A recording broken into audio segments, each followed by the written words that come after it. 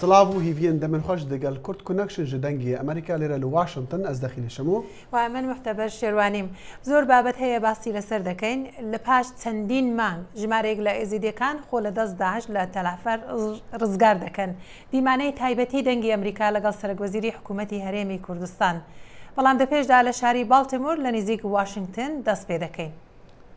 سەرۆکی ئەمریکی باراک ئۆباما نەڕەحەتیین باژاری بالتیمۆری ویلایەتە مەریلاند شەرمەزار کردن ئەو نەڕەحەتی ji ber mirina xortekî reşê 25 salî bûn bi navê Freddie Gray dê zîndanê da ji dihî were serbazên nûbedarên niştîmanî hatine belavekirin di hewlekê de ji bo kontrolkirina tund û tîjiyan.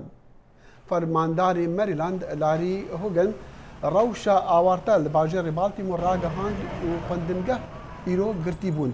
شەردارە باژەڕی ستەفەنی بلیک گوتە ڕۆژنامەوانە ئەف کارên تێکدەرانە تاریترین ڕۆژن دە ڕاستی باژارێ وان دەبن وێ بەندکردنە هاتن و چۆنێ bi şevê بۆ demê hefteyekê ragihandiye bi dirêjahiya şevê jî karmendên agirvemirandinê agirê ku xortan berdaya çend bajaran vedmirandin wan neraxetiyan dest pê kir digel xwepîşandana bi sedan xwendekaran ji ber mirina xort tê reş yê zîndana polîsan demirî ew xwepîşandan ji kontrola polîsan derketin û xortan dest bê tundûtîjiyan kir û agir berdana dukanan û otomobîlên polîsan jî xwepîşanderan dukan talan kirin û bi kêmî 15 polîs jî birîndar kirine pitir ji 20 ciwana jî hatine girtin.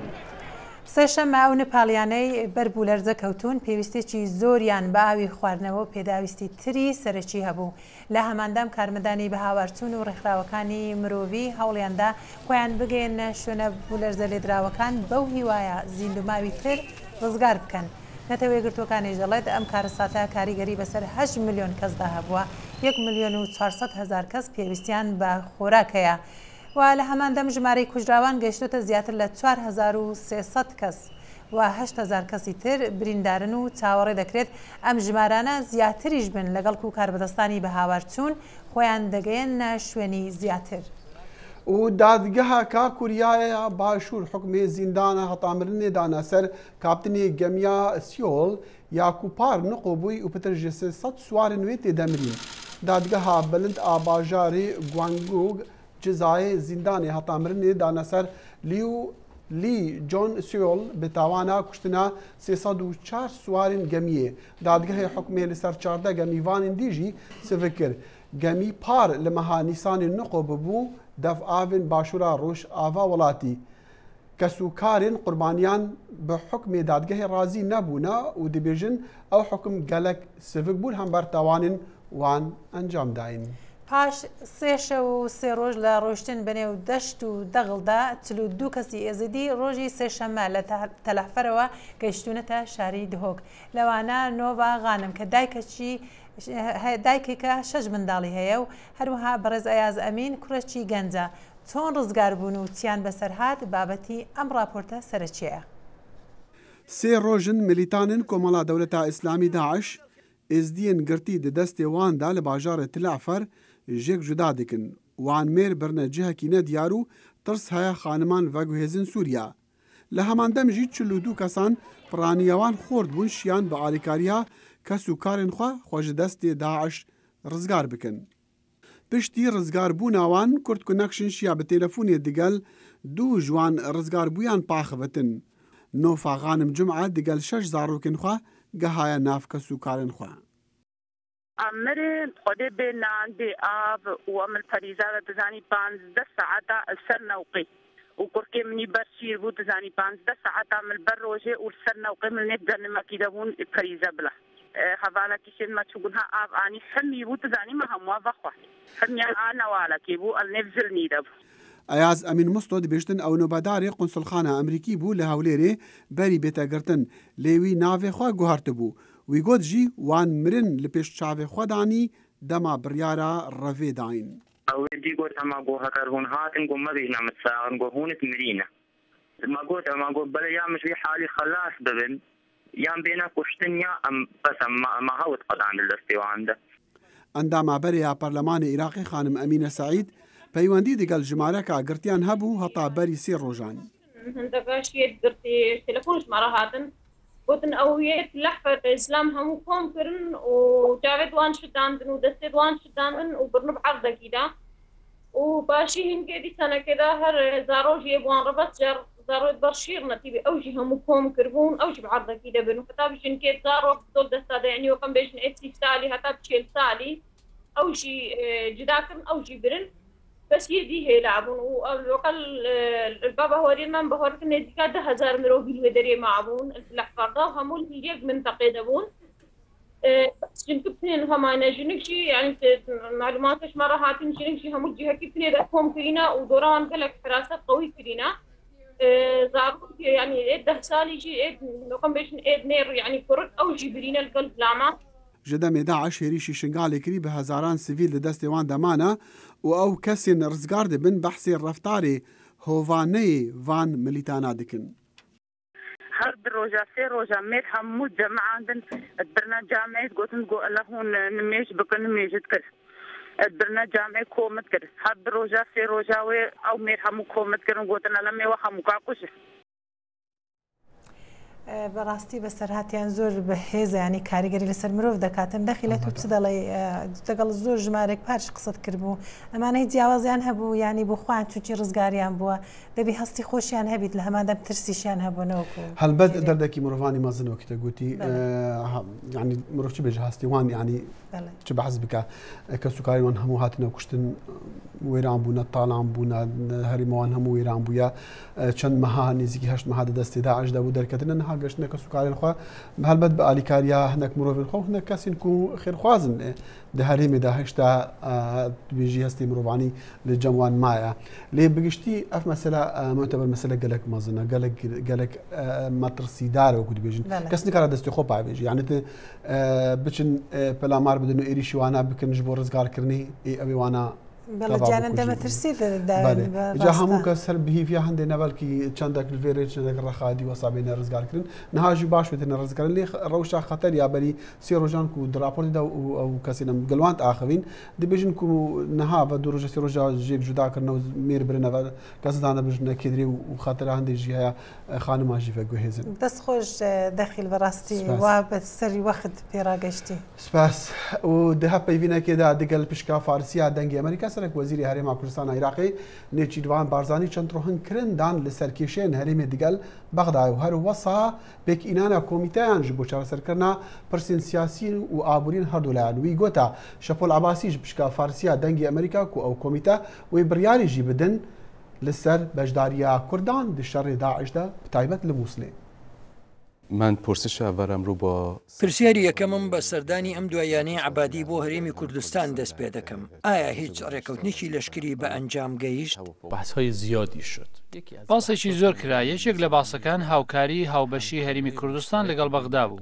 لەو نێوەدا عەبادی زیاتر مەسلەی مووسڵی هێنایە گۆست بەڵام ئەوە کاوان نەخشەیەکی تۆکمەیان بۆ ئازادکردنی مووسڵ هەبێت نا ئێمە ئەوەمان نەدی کومیتەیەکمان لە کارناسانی لەشکری هەردوو لا دیاری کردووە بۆ ئەو کارانەی لەباری لەشکریەوە دەبێت ئەنجام بدرێت ئەو کارناسانە هەڵسەنگاندنی لەسەر دەکەن چون مووسڵ شارێکی گەورەیە و هەر کردارێکی لەشکری دەبێت بەوردی ئەنجام بدرێت تا کاتێک مووسڵ لە دەستی داعشدا بێت وەک هەڕەشێک بۆ کوردستانی عێراق و هەموو عێراقی دەزانێت ئێستا سەردانەکانی دوولایەنەی کاربەدەستان بۆ چارەسەریەکان بەکوێ گەیشت من فکر نمی‌کنم پێم وان نییە ئەو سەردانانە بتوانن هەموو گرفتەکانی ئێمە لەگەڵ بەغدامان هەیە چارەسەریان بکەن خودی سەردانەکە زمینەیەک ئامادە دەکات بۆ ئەوەی کە لە کەش و هەوایەکی باشدا پێکەوە کار بکەین مشکلات بیشتر هول چه محوریه بێژگە لە گرفتەکانی وەک مەسەلەی پێشمەرگە و مەسەلەی نەوت ئەوانی تر لە چه چوارچێوەیەکدان گرفتی سەرەکی لە فەلسەفە و شێوەی حکومڕانی لە عێراق ڕادێت گرفت لێرەوە سەرچاوە دەگرێت بەداخەوە دۆستانی ئێمە لە بەغدا پتر جەخت لەسەر مەرکەزیەت یان ناوەندگەرایی دەکەن ئەوان پیا وایە هەموو شتێک دەبێت پەیوەندی بە بەغداوە هەبێت و هەموو دەستورەکان لە بەغدا ڕابدرێن بەڵام ئێمە بە پێی فێدرالیزم کە لە دەستوری وڵات داهاتووە دەسەڵات بە ئێمە دەدات ڕەفتارە دەکەین سەبارەت بە ڕێکەوتنی لەگەڵ بەغدا لەسەر هەناردەکردنی نەوت بە ڕواڵەت 550,000 بۆشکە بە ڕێگەی لوولەکانی وەک کەرکووک و سلێمانی بنێرنێنە دەرێ و عێراق 70% بودجەی فیدرال بۆ کوردستان تەرخان بکات ئەم مەسەلەیە بەکوێ گەیشتووە البته 17% نیست حالا هەڵبەت 70% نییە ئێستا ئەگەر هەمووی حیساب بکەین شتێکی دەوری 11% دەبێت ئەو ڕادەیە بە پێی بودجێ عێراق بۆ ئێمە دابین بکرێت و ئێمەش لە بەرامبەردا 250,000 بۆشکە لە حکوومەتی هەریم واتە لە هەولێر سلێمانی و شارەکانی دیکەڕا بنێرینە دەرێ و لە ناردنی نەوتی کەرکووک یارمەتی بە عێراق بکەین کە سەرجەم 550,000 بۆشکە لە ڕۆژدا دەبێت ئەو ناکۆچیەکی ئێمە هەمانە ئەوەیە ئێمە دەڵێن بە شێوەیەکی مامناوەندی بێت ینی ممکنە ڕۆژێک 100,000 بۆشکە و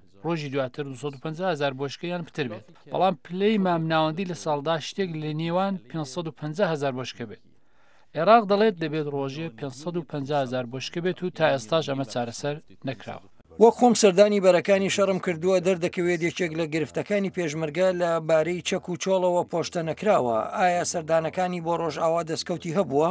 ئەو چەک و چۆڵانەی لەشکری کە تا ئێستا بە ئێمە گەیشتون بەڕاستی ناتوان وەڵام دەری نیازەکانی ئێمە بن ناکرێت ئەو ڕێکخراوە واتە داعیش بەو کەرەسانە لە ناوبەری پێشمەرگەکان ئێمە کەرەسە و چەکی پتریان پێویستە جا چ چەکی قورس یان چ چەکی پێشکەوتوو بن دەخوا بوونی وڵاتانی دراوسێ وەک ئێران لە بەرەکانی شەڕی دژ داعش چەند کاریگەری هەبووە ایران به هر حال از اولین کشورهایی بود که ئێران بە هەرحاڵ یەکەم لە وڵاتانە بووە کە لەو زمینەیەدا یارمەتی بە عێراق و کوردستان عێراق کرد ئەو کۆمەگانە جا لە هەر پلەیەکدا بوو بن ئێمە بەڕاستی سپاسی ئێرانە دەکەین لەو هەلومەرجیدا کە ئێمە تێیدا بووین کۆمەجێکی گەورە بوو بەڵام ئەوە کە بەڕاستی دەستگاکانی ڕاگەاندن و جێگاکانی دیکە تەبلیغی دەکەن ئەوە زیادەڕەوی زۆر لەو زمینەدا کراوە بەڵام سەرڕای هەموویەمانە ئێمە سپاسگوزاری ئێرانین کە سەبارەت بەو مەسەلەیە لە کوردستان عێراقدا ئەنجامیدا تأثیر حکوومەت ئیقلیمی کوردستان بۆ مەسەلەی نێوبژی ئاشتی نێوان پاکەکە و تورکیا ئایا ئێوە هەر درێژەی پێدەدەن؟ ما میتونیم اینا رو ترغیب بکنیم نمیخوایم دخالت بکنیم ئێمە دەتوانین لایەنی پشگەرمیمان بۆ ئەوان هەبێت نامانەوێت دەستی تێوە بدەین چۆن ئەوە گرفتێکی تورکیایە و تورکیا دەبێت ئەو گرفتە چارەسەر بکات بەڵام هەمیشە دڵگەرمی هەردوو لا دەدەین بۆ ئاشتی و چارەسەری گرفتەکان لە ڕێگای مێزی و توێژەوە بێت ئەوە سیاسەتی هەریم بووە و لە داهاتووشدا هەر ئەو ڕەوتە درێژە پێدەدات آقای بارزانی در مورد تمدید سەبارەت بە نوێکردنەوەی خولی سەرۆکایەتی هەرێم کە مەسعود بارزانی خۆی پەسەندی ناکات ئایا ئەو خولە نوێ دەکرێتەوە؟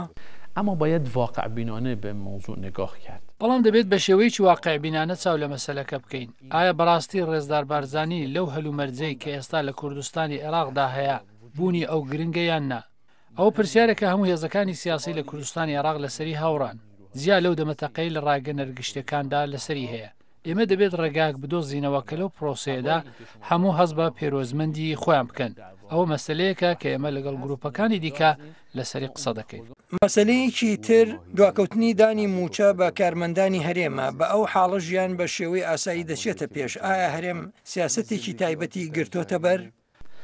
متاسفانه ما با دو تا مشکل مواجه شدیم بەداخەوە ئێمە لەگەڵ دوو گرفت ڕوبەڕوو بووینە یەکە مەسلەی داعش و ئەوی تری بایی نەوتە یعنی ئەوە نەبوو کە سیاسەتی هەڵەمان هەبوو بێت سیاسەتی ئەمە زۆریش دروست بوو دەمازانی چی دەکەین و کارتێکردنی نەوت لەسەر کوردستان عێراق و لەسەر وڵاتانی شەبوو بەڵام هەرە زەرمەندی گەورە کوردستانی عێراق و عێراق بوو چونکە عێراق بێجگە لە نەوت شتێکی دیکەی نەبوو ئەمڕۆ سێشەممە ئەنجومەنی دادوەرانی کوردستان و یەکێتی دادوەران لە بڵاوکراوەیەکدا مانگرتنیان لە سەرجەم دادگاکانی هەرێم ڕاگەاند هەر بەو هۆیە پێشتر یەکشەممە لە کەلار کە سوکاری قوربانیانی ئەنفال لە خۆپێشاندانێکدا دەنجی ناڕزایی خۆیان بەرز کردەوە بەرامبەر بە بڕیارێک بۆ گواستنەوەی شوێنی کارکردنی دادوەر هاوژین حامد کە پێشتر دادوەر هاوژین حامد بڕیاری دەستگیرکردنی تاوانبارانی ئەنفالی مۆرکرد بوو.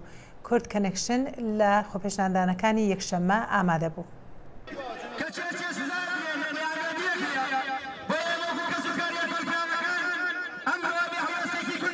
ڕۆژی یەکشەممە کە سوکاری ئەنفالکراوەکان دژی سزادانی دادوەر هاوژین حامد ئەو دادوەرەی کە بۆ یەکەم جار بڕیاری دەستگیرکردنی مستەشارەکانی جێبەجێ کرد لە بەردەم دادگای تێهەڵچوونەوەی کەرکووگەرمیان لە شاری کەلار خۆپیشاندانیان ئەنجامدا.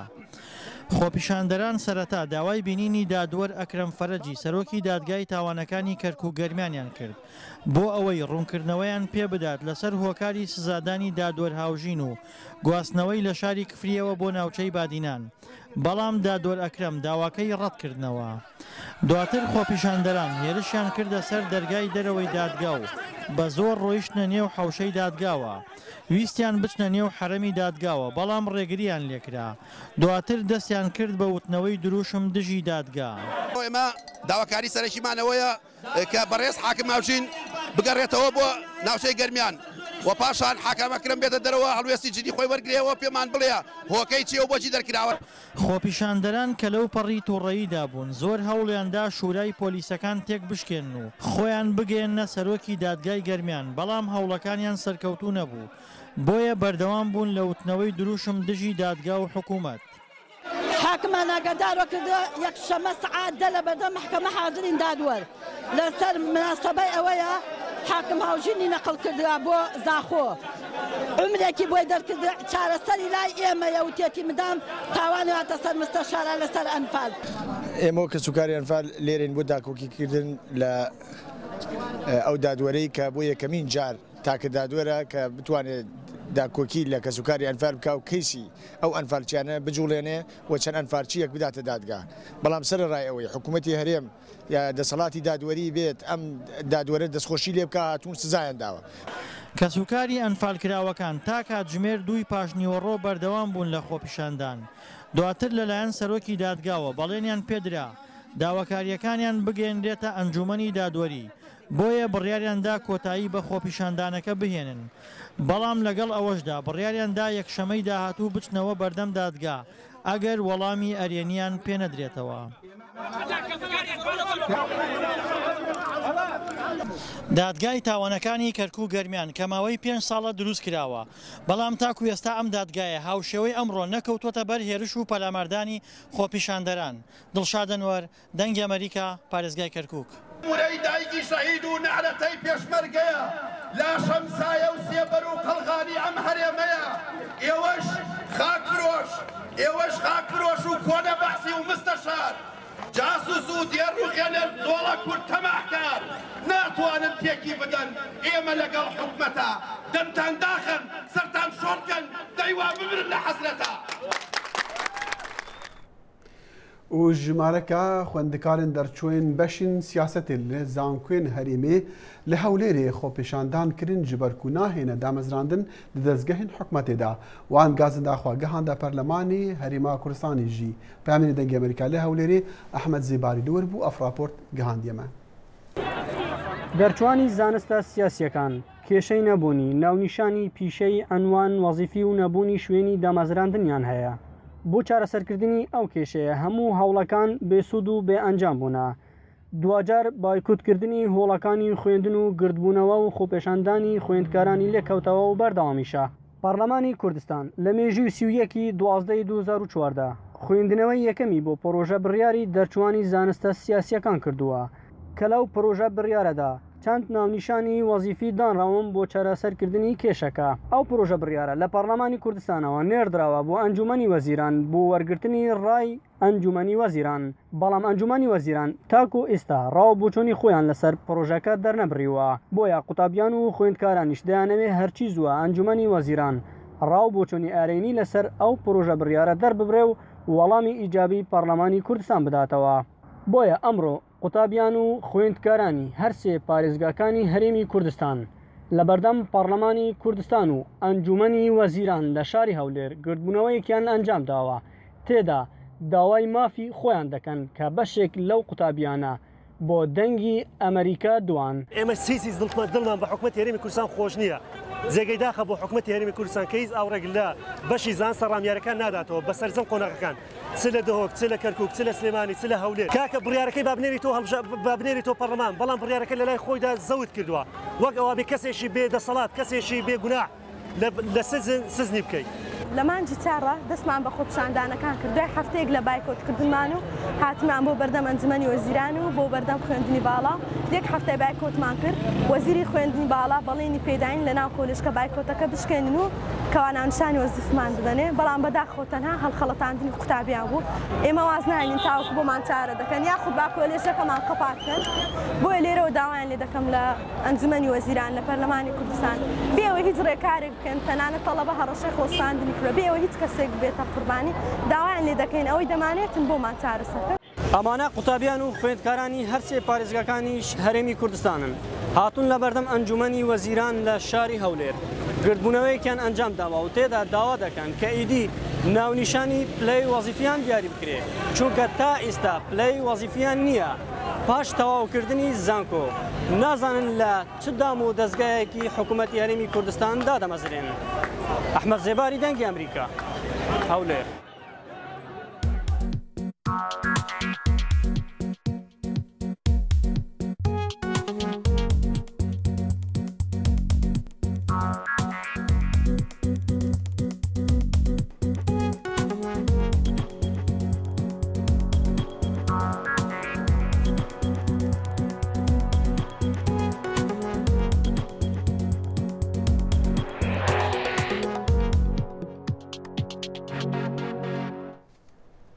لەم ڕۆژانەی ڕابردوو کاندیدی دموکرات بۆ سەرکۆماری هیلاری کلنتن لە وڵایەتی نیو هامپشر بوو.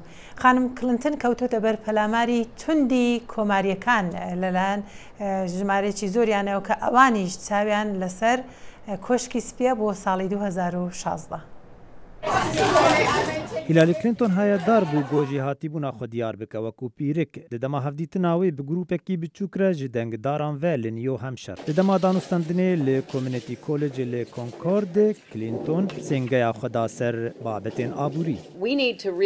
Divê em nirx û hêjabûn tê xinav karê ku em pêdivîne li Amerîka bikin û ew yek jî nehesan e. Ez baş ji vê yekê dizanim lê bi nerîna min ew erka nehesan hêjayê ceribandinê ye. Şîrovekar Charlie Cook dibêje hîna xanim Clinton ya herî xurt e û hez kiriye ji bijartinê re di partiya xwe de. Lê berhengiya wê hewl dide got hevalê wê yê Demokrat Barack Obama bi serkeve di koşka spî de di dema got dengdar guhertinê dixwazin. Dê demekê de ku xelkê nerazîne ji Washington û rewşaniha, divê ew bike ku Washington ne ev be rewş newiha be û hilbijartinên serokatiyê jî ew li dor paşerojê ne. Xanim Clinton bûye armanceke baş ji komariyan re bi bilindbîniya serokatiyê tevî senatorê Kentucky Rand Paul jî. Paul her berdewam kir di pirsên xwe de ji xanim Clinton re li ser karûbarê derve û bi taybetî li ser dema got wezîra derve bû di sala 2012 de got balyozxaneya Emerîkî li benî Gazî Libya rastî êrişeke terorîstan bibû. Ez bawerim xemsariya wê ji bo erka xwe, nekirina karê xwe, dabîn nekirina wê ya parastinê ji bo hêzên me, ji bo erkên me yên dîplomasî, pêwîst e bihêlin ku ew her û her ji wergirtina nivîsîngehên bilind dûr be. Paul yê got bi bilindbînî serokatiyê dixwaze yek ji 19 kesên komarî bû golê New Hampshire civiya bûn tevî hakimîberê yê Florida Jeb Bush jî. Min nevêt ji aliyê me wesa diyar ket ku tacekî bidinê. Ez nabînim ku ez ê tacekê divê derbarê de wergirim. Bawer kin. Li gorî lêkolînên giştî birêz Boş ferqeke biçûk bi destxistiye got bûye sedema hinek ji komariyan bi hûrbînî li helbijartina serokatiyê binerin. Tevî hakimê Ohio John Kasich.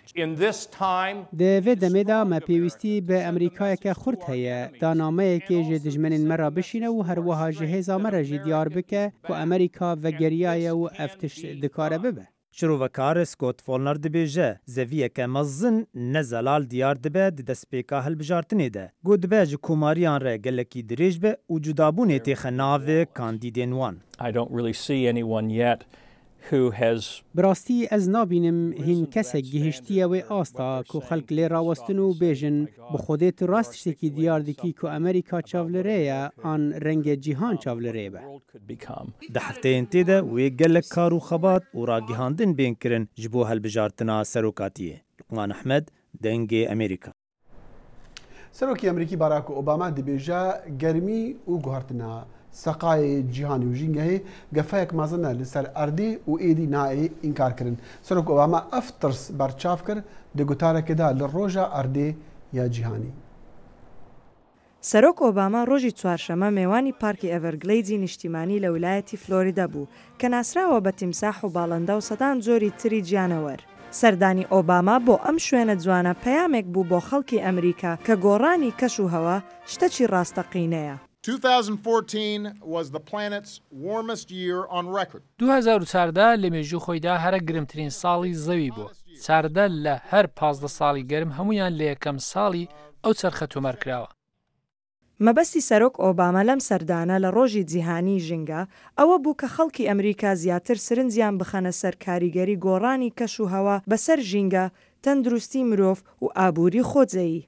As sea levels rise, salty water from لە دەمێکدا پلەی دەریا بەرز دەبێتەوە، ئاوی سۆر لە ئەقیانوسەکان دەڕژێنە دەر، ئەمە زیان بە ئاوەکانی خاوێنی بوونەوەری ژینگە دەگەێنێت کە ئەویش زیان بە ژینگەی بوونەوەران و ڕووەکان دەگەێنێت. ئاوی سۆر دەڕژێتە نێو ئاوی زەوی و چاڵاوەکان کارەشە لە ئاوی خواردنەوەی زیاتر لە 7 میلیۆن خەڵکی فلۆریدا دەکات. دوو وڵاتی سەرەکی پیسکەری ژینگە لە جیهان ئەمریکا و چینن. سەرۆک ئۆباما پلانی تۆکمەی هەیە بۆ کەمکردنەوەی 1/3 ئاستی کاربۆن تا ساڵی 2025. چینیش بەرنامەی بۆ ئەم کەمکردنەوەیە هەیە تا ساڵی 2030. سەرۆک ئۆباما وڵامی ڕەخنەگرانی بەرنامەکەی داوە، ئەوانەی دەڵێن ئەم بەرنمەیە بە زیانی ئابووری ئەمریکایە.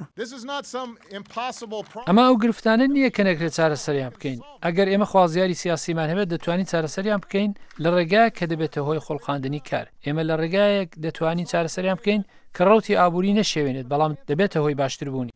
سام ئادەمز شارەداری پێشووی شاری پۆرتلاند لە ویلایەتی ئۆریگۆن دەڵێت مەسەلەی گۆڕانی کەش و هەوا نابێت ببێت بە مەسەلەیەکی سیاسی. بێ لە بەرچاوگرتنی ئەوەی بۆچی خەڵک پێیان وایە بەرزبوونەوەی پلەی دەریا ڕوودەدات یان بۆچی ویشکە ساڵی یان کۆگا بەفری کەم لە ڕێزە کێوەکانی ڕاکیس و کناری باکووری ڕۆژاوە هەیە، بێ لە بەرچاوگرتنی ئەوەی خەڵک بیر بکەنەوە ئەوە ڕوودەدات، پێم وایە دیموکرات و کۆماری و کۆنەپارێز و لیبراڵەکان دەتوان و دەژبێت پێکەوە چارەسەرێک بۆ ئەم مەسەلانە بدۆزنەوە. ئادەمز دەڵێت سەرەڕای جیاوازیەکان لە واشنگتن بیر و ڕای گشتی نیشان دەدەن ئەمریکیەکان نیگەرانن سەبارەت بە گۆڕانی کەش و هەوا کە ئاستی گەیشتوتە پلەیەکی هەرە بەرز. ئەوان پشتیوانی لە بڕیارەکان بۆ چارەسەری ئەم مەسەلەیە دەکەن. سەمادزایی دەنجی ئەمریکا. دەزانین کە ویلایەتی کالیفۆرنیا تووشی وشکە ساڵێکی زۆر بووە، جا بۆیە بۆنەی ساڵانەی ئەم جارەی پاکردنەوەی ڕووباری لۆس ئانجلس لەلایەن هەزاران خۆبەخش مانایەکی تایبەتی هەبوو. کارکەرن خوێرخواز گەلێک گلێش ڕیباری دەرخستن. ئەڤ ڕیبار گەلێک زۆهابوونن مەزن لێ چێ دەبە، لێ هەروەسا ئەڤ جهێ تایبەتێک و خەلک ئاوێ لێ پەیدا دەکەن. ئەڤ ڕیبار دگەلێک فیلمن هالیوود یە بناو و دەنگدا دەرکەتیە وەکو فیلمێ گریس یە ساڵە 1978 چێبووی. ئەڤرو حتا کو گەلێک زۆهابوون چێبوونە، ئاوا vê ڕیبارێ هەر دەرباز دەبە. بەشێک مەزن ji vê pirsgirêkê ji baran û cûkan tê. Mike Konkel yek ji wan karkerên xwêrxwaz dibêje ku hemû rengên gilêş di cihê avê de ne. بتلو گلاس و پاتری و هر تشتک جوان تو هزر لی بکی واهیه هاتبت هاوشتن به هر آوایی که دنافری باری دا هنه. Bridget Bowes یک جوان کارکرانه ج استودیویا دیزنی. I just think it's a great opportunity not only Ez باور دکم درفتکی زور باشه.